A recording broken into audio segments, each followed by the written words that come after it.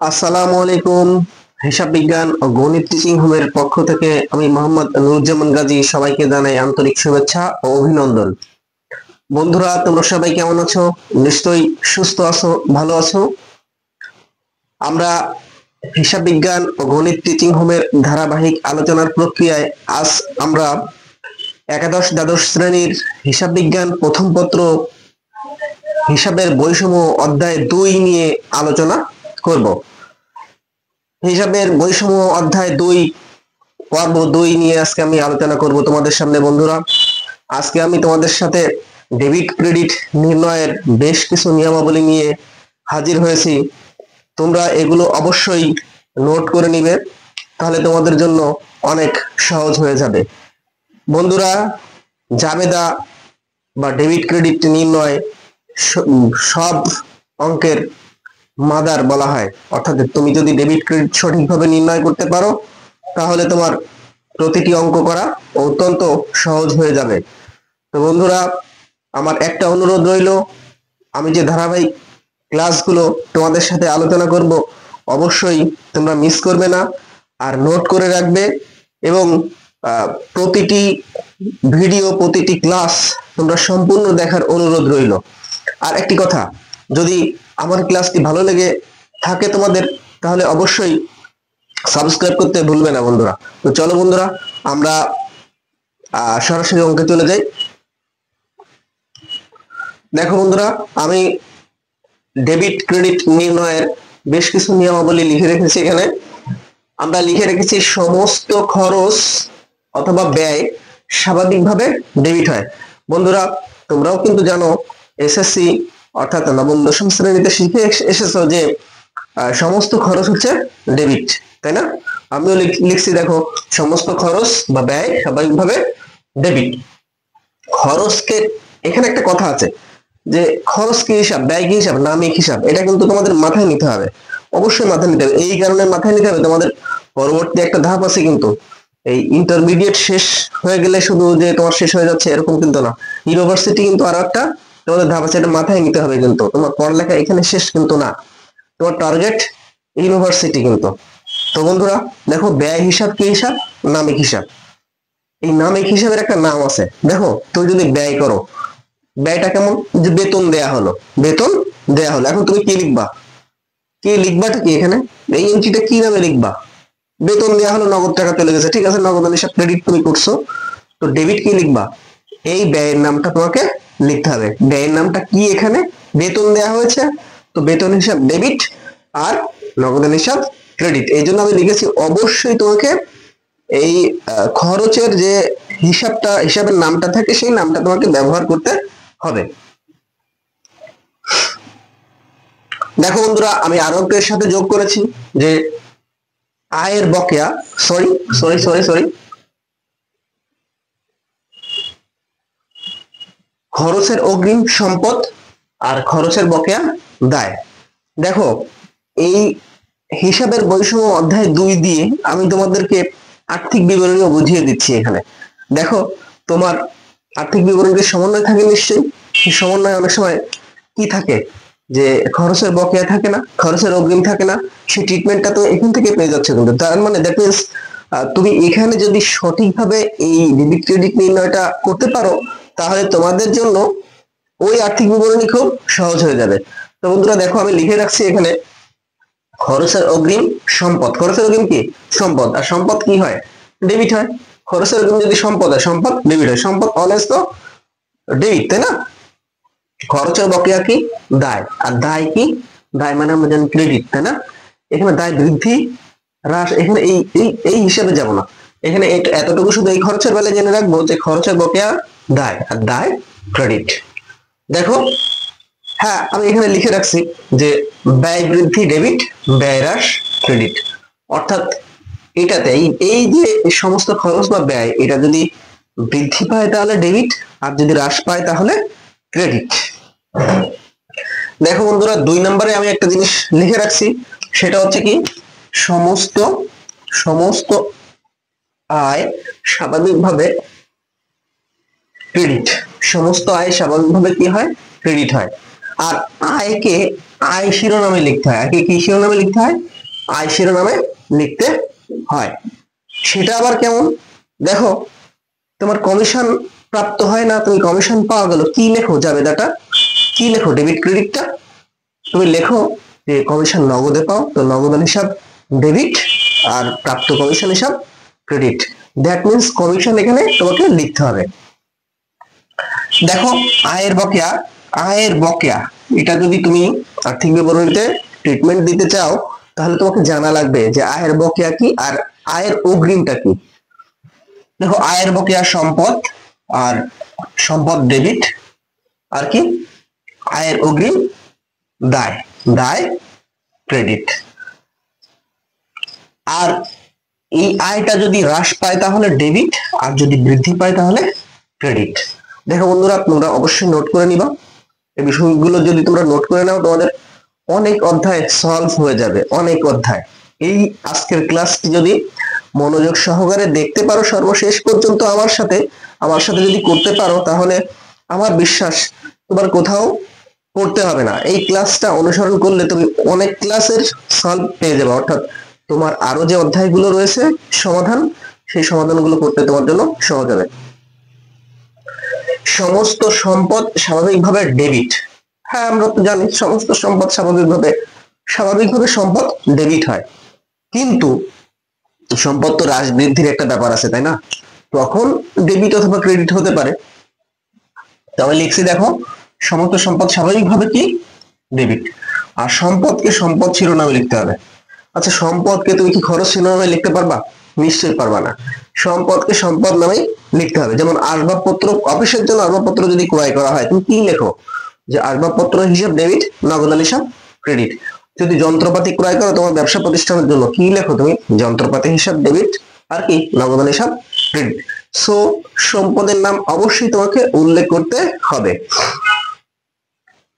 দেখো, সম্পদ বৃদ্ধি ডেবিট আর হ্রাস ক্রেডিট। একটু আগে আমি বলেছিলাম যে সম্পদ বাড়তেও পারে আবার কমতেও পারে। তো যদি সম্পদ বেড়ে যায় তাহলে সেটা ডেবিট হবে, আর যদি কমে যায় তাহলে ক্রেডিট হবে। অর্থাৎ সম্পদ বৃদ্ধি ডেবিট, হ্রাস ক্রেডিট। দেখো, আমরা 4 নম্বরে লিখছি, আমরা যার কাছে পাবো তিনি দেনাদার। আমরা যার কাছে পাবো তিনি কি? দেনাদার। আচ্ছা, দেনাদারের সাথে কার সম্পর্ক? দেনাদার কিসের সাথে সম্পর্ক? বিক্রয়ের সাথে সম্পর্ক, তাই না? অর্থাৎ তুমি যখন একটা কারবার পরিচালনা করছো, তো আমরা যার কাছে পাবো, তার মানে কি? নিশ্চয়ই আমি বাকিতে বিক্রয় করেছি রহিমের কাছে, করিমের কাছে, বা কোনো কিছু উল্লেখ থাকলো না, শুধু লিখলাম বাকিতে বিক্রয় 20,000 টাকা। কথাটা এরকম থাকে এন্ট্রিটা, তাই না? তো তুমি নিশ্চয়ই টাকাটা কারো কাছে পাবা, এই জন্য আমি লিখে রাখছি। বন্ধুরা দেখো, এই জিনিসটা কিন্তু তোমাদের ভুলিয়ে যায় যে দেনাদারটা কে। দেনাদার কে, এটা তোমাদের জন্য খুবই গুরুত্বপূর্ণ জানা। কারণ তুমি যদি কমার্সের স্টুডেন্ট হও, ব্যবসায় শিক্ষা শাখার স্টুডেন্ট হও, তোমার জন্য দেনাদার জানাটা খুবই জরুরি।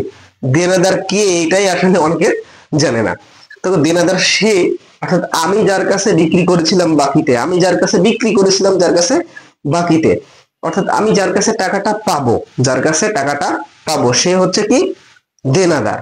তো আমি দেখো এখানে লিখে রাখছি যে আমরা যার কাছে পাবো তিনি দেনাদার। দেনাদারের নাম উল্লেখ থাকলে নাম লিখতে হবে। আমি একটু আগে বলেছিলাম যে রহিম করিমও থাকতে পারে, তাই না? তো রহিমের নিকট বিক্রয় এত টাকা, তার মানে ধরে নেওয়া হয় এটা বাকিতে বিক্রয়, তাই না? তো সেক্ষেত্রে আমরা কি লিখি? দেনাদার রহিম ব্র্যাকেটে লিখি, দেনাদার রহিম হিসাব ডেবিট, আর কি বিক্রয় হিসাব ক্রেডিট। যেহেতু দেনাদারের সাথে বিক্রয়ের সম্পর্ক বা বিক্রয়ের সাথে দেনাদারের সম্পর্ক, সেজন্য আমরা বিক্রয় হিসাব ক্রেডিট করি। দেখো বন্ধুরা, পাওনাদারের বিষয়টা একটু আসি। পাওনাদার যে আমাদের কাছে পাবে, যে আমাদের কাছে পাবে। একটু আগে বলছিলাম কি আমরা যার কাছে পাবো, এবার যে আমাদের কাছে পাবে সে কি? পাওনাদার। এটাই তো হয়। অর্থাৎ আমি যদি কারো কাছ থেকে কিছু নিয়ে আসি, তো সে তো পাওনাদার হয়, তাই না? অর্থাৎ যে পাবে আমার কাছে সে হচ্ছে কি? পাওনাদার। যে পাবে আমার কাছে, তার মানে কি? আমি বাকিতে ক্রয় করেছিলাম, নিশ্চয়ই বাকিতে ক্রয়ের সাথে কার সম্পর্ক? পাওনাদারের সম্পর্ক। তো এর ডেবিট ক্রেডিটটা আমরা কিভাবে দিই? যে বাকিতে যদি ক্রয় করি, ক্রয় হিসাব ডেবিট আর পাওনাদার হিসাব ক্রেডিট। ক্রয় হিসাব ডেবিট, পাওনাদার হিসাব ক্রেডিট।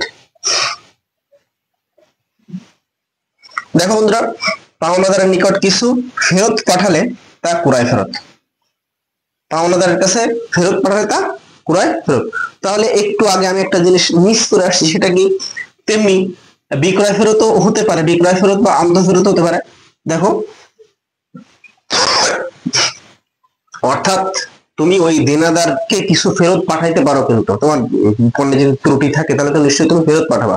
সেক্ষেত্রে ওই বিক্রয় ফেরত বা আন্ত ফেরত, অর্থাৎ বিক্রয় ফেরতও যা, আন্ত ফেরতও তাই। আর বিক্রয় ফেরত বা আন্ত ফেরতের সাথে কার সম্পর্ক? দেনাদারের সম্পর্ক। আমরা জানি কি, আন্ত ফেরত বা বিক্রয় ফেরত হিসাব ডেবিট আর দেনাদার হিসাব ক্রেডিট। তো নিশ্চয়ই আমি গত ক্লাসটা নিয়েছিলাম যখন, যে গ্রহণ করবে আর যে প্রদান করবে, গ্রহণকারী ডেবিট, প্রদানকারী ক্রেডিট। তো এখানে তুমি দেনাদারের কাছে ফেরত দিচ্ছ, তাই না? দেনাদারের কাছে ফেরত দিচ্ছ। ফেরত দিলে কি হচ্ছে, এখানে ঘটনাটা কি হচ্ছে, যে বিক্রয় ফেরত হিসাব, দেনাদার তখন তার হিসাবটা কিভাবে লিখতেছে, টাকা দিয়ে দিচ্ছে না তোমাকে, বিক্রয় ফেরত হিসাব ডেবিট আর দেনাদার হিসাব ক্রেডিট। তেমনি এখানে দেখো, ক্রয় ফেরত বা বহি ফেরত, অর্থাৎ আমি যার কাছ থেকে কিনে নিয়ে আসছিলাম, পণ্যটা ত্রুটিপূর্ণ হয়েছে, তার জন্য তার কাছে আমরা ফেরত দিচ্ছি। তো ফেরত দিলে কি হয়, ক্রয় যদি ডেবিট হয়, একটা জিনিস বোঝো, তাহলে ক্রয় ফেরত কি হবে, ক্রয় ফেরত ক্রেডিট বিপরীত হবে। ক্রয় যদি ডেবিট হয়, ক্রয় ফেরত ক্রেডিট। তাহলে ক্রয়ের সাথে কার সম্পর্ক, ক্রয় ফেরতের সাথে কার সম্পর্ক, পাওনাদারের সম্পর্ক, তাই না? তো আমরা লিখবো যে পাওনাদার হিসাব ডেবিট, যদি নাম থাকে নাম ব্যবহার করবো, পাওনাদার রহিম, কথার কথা। আর কি, ক্রয় ফেরত হিসাব ক্রেডিট। ক্রয় ফেরতের আরো একটি নাম আছে বন্ধুরা, সেটা হচ্ছে বহি ফেরত। অবশ্যই তোমাদেরকে নোট করে নিতে হবে বিষয়গুলো। 6 নম্বরে আমরা লিখেছি, পণ্য ক্রয় বা বিক্রয় থাকলে পণ্য নামে না লিখে তোমাকে সেই ক্রয় বিক্রয় নামে লিখতে হবে। যে পণ্য ক্রয় বা বিক্রয় থাকলে পণ্য নামে না লিখে ক্রয় বিক্রয় নামে লেখা। আচ্ছা, তুমি যদি স্বাভাবিকভাবে পণ্য ক্রয় করো, তো তুমি কি লেখো কি পণ্য হিসাব ডেবিট আর নগদান হিসাব ক্রেডিট, এভাবে লেখা যায়? লেখা যায় না। লিখতে হয় কি, ক্রয় হিসাব ডেবিট আর কি নগদান হিসাব ক্রেডিট, এইভাবে লিখতে হবে। পণ্যকে কখনোই পণ্য নামে লেখা যাবে না। দেখো বন্ধুরা, এরপর কি বলছে, সম্পদের ব্যবহারজনিত ক্ষতিকে আমরা অবচয় বলি।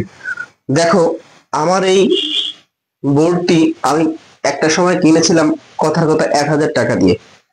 এর একটা ব্যবহার হয়েছে, অনেকদিন যাবত ব্যবহার করছি। ব্যবহার করার ফলে এখন যদি বিক্রি করে দিই, তাহলে এর দাম কত আসবে, 500 টাকা আসলো। তাহলে আর 500 টাকা কি ব্যবহারজনিত ক্ষতি। এটা একটা এটা একটা উদাহরণ দিলাম। সাধারণত এই অবচয়টা হবে সম্পদের থেকে কমে যাবে, তাই না? আমি জাস্ট একটা উদাহরণ বললাম। তাহলে এর 500 টাকা কমে গেলে এটা 500 টাকাটা কি ব্যবহারজনিত ক্ষতি, তাই না? আর ব্যবহারজনিত ক্ষতিকে আমরা কি বলি, অবচয় বলি। তো অবচয় হিসাব ডেবিট আর নির্দিষ্ট সম্পদ হিসাব ক্রেডিট। তোমার সম্পদ অবশ্যই নাম উল্লেখ করতে হবে, একটু আগে আমি বলেছি। চেকের মাধ্যমে যদি কোনো কিছু ক্রয় অথবা বিক্রয় থাকে, তাহলে কি শিরোনামে লিখতে হয় বন্ধুরা, ব্যাংক শিরোনামে লিখতে হয়। অর্থাৎ চেকের মাধ্যমে পণ্য ক্রয়, চেকের মাধ্যমে পণ্য বিক্রয়। তুমি যদি চেকের মাধ্যমে পণ্য ক্রয় করো, তাহলে ক্রয় হিসাব ডেবিট আর ব্যাংক হিসাব ক্রেডিট। আর যদি চেকের মাধ্যমে বিক্রয় করো, তাহলে কি আসবে, যে ব্যাংক হিসাব ডেবিট, অর্থাৎ চেকের মাধ্যমে বিক্রি করলে তো টাকা আসে, তাই না? তো টাকাটা চেকের মাধ্যমে যেহেতু, সেহেতু আমরা কি লিখবো, ব্যাংক হিসাব ডেবিট আর কি বিক্রয় হিসাব ক্রেডিট। বন্ধুরা, এরপরে দেখো, দেনাদারের নিকট হতে যে টাকা আদায় হবে না তা অনাদায়ী পাওনা বা কুঋণ। এটা খুবই গুরুত্বপূর্ণ তোমাদের জন্য জানা। দেনাদারের নিকট হতে যে টাকা আদায় হবে না তা অনাদায়ী পাওনা বা কুঋণ। তুমি নিশ্চয়ই বাকিতে বিক্রয় করছিলা, আর বাকিতে বিক্রয়ের একটা ফলও আছে, তাই না? বাকিতে বিক্রয়ের একটা ফল আছে, সেটা কি, এটা টাকা আদায় হতে পারে, আবার আদায় নাও হতে পারে। যে টাকাটা আদায় হবে না, তোমাকে তো প্রতিষ্ঠানে হিসাব রাখতে হবে নাকি? তো এই হিসাব রাখার জন্য ওই টাকাটাকে অনাদায়ী হিসাব দেখিয়ে বা কুঋণ হিসাব দেখিয়ে তোমার হিসাব পরিচালনা করতে হয়। তো এটা সম্পর্কে তোমাদের একটা সুস্পষ্ট ধারণা নিশ্চয়ই আজকে পেয়েছো, যে আমরা বাকিতে যে টাকাটা বিক্রি করেছিলাম, ওই টাকাটা দেনাদারের কাছ থেকে কোনোভাবেই আদায় হচ্ছে না। তো আমার প্রতিষ্ঠানের হিসাব তো রাখতে হবে, প্রতি বছরের একটা নির্দিষ্ট সময় শেষে ফলাফল তো নিরূপণ করতে হবে। এই ফলাফল নিরূপণ করার জন্য আমরা দেনাদারের কাছে যে প্রাপ্য অর্থটা ওইটাকে আমরা কুরি বা অনাদি পাওনা হিসেবে দেখিয়ে হিসাব পরিচালনা করে থাকি। দেখো বন্ধুরা, আমি এর সাথে আরো কয়েকটি জিনিস লিখে রাখছি, যে আমরা জানি কি সম্পদ ডেবিট, ব্যয় ডেবিট, উত্তোলন ডেবিট, অর্থাৎ তোমার হিসাব সমীকরণে এই বিষয়গুলো ছিল। এরপরে কি লিখেছি দেখো, দায় ক্রেডিট, মূলধন ক্রেডিট, আয় ক্রেডিট। তো বন্ধুরা, আজকে ডেবিট ক্রেডিট নির্ণয়ের খুব শর্টকাট সহজ কিছু উপাদান নিয়ে তোমাদের সামনে আমি হাজির হয়েছিলাম। তোমরা নিশ্চয়ই যদি এই আমার এই কথাগুলো, আমার এই ক্লাসগুলো স্মরণ করে থাকো, তাহলে এখান থেকে নিশ্চয়ই তুমি অবশ্যই ইনশাল্লাহ কিছু শিখে যেতে পারবা, আমার বিশ্বাস। অন্য কোথাও তোমাকে কিছু করতে হবে না। তুমি এখানে একটু মনোযোগী হও, ইনশাল্লাহ আমি কথা দিচ্ছি তুমি এই অধ্যায় থেকে যদি দুটো কোশ্চেন আসে, সেই দুটো কোশ্চেনের উত্তর তুমিই দিতে পারবে, ইনশাল্লাহ আমি গ্যারান্টি দিচ্ছি তোমাকে। তো বন্ধুরা, যদি আমার এই ক্লাসটি ভালো লেগে থাকে অবশ্যই লাইক শেয়ার দিও, আর আমার ক্লাসটি সম্পর্কে কোনো বিরূপ মন্তব্য থাকলে অবশ্যই কমেন্ট বক্সে কমেন্ট করে যেও। তো অবশ্যই সাবস্ক্রাইব করতে ভুলো না। আজ এই পর্যন্ত, আল্লাহ হাফেজ।